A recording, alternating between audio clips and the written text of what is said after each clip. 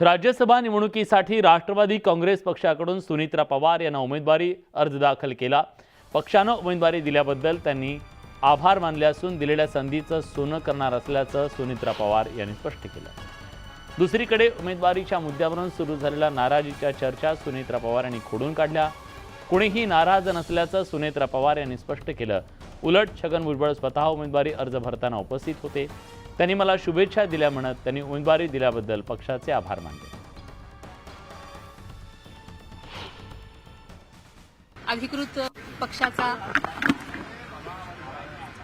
आदर्श लोकप्रतिनिधी म्हणून जो विश्वास माझ्यावर पक्षाने आणि सर्वच कार्यकर्त्यांनी दाखवलेला आहे त्यासाठी मी नक्कीच दिलेल्या संधीचं सोनं करण्याचा प्रयत्न करेन। अशी नाराजी तशी कुठे दिसली नाही, कारण सगळ्यांनी एकत्र मीटिंग घेऊनच हा निर्णय घेण्यात आलेला आहे।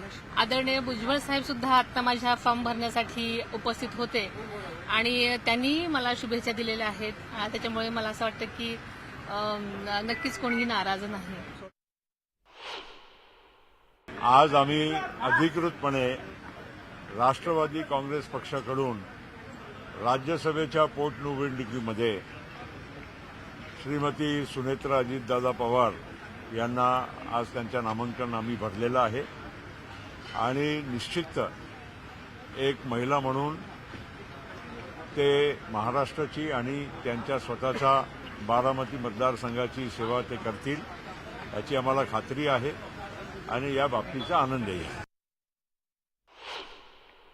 मी कोणालाही सूचना केली नव्हती, फक्त त्यांना माहिती होतं की ही पोटनिवडणूक आहे, आमच्याकडूनच झालेली रिक्त जागा आम्ही भरायची आहे।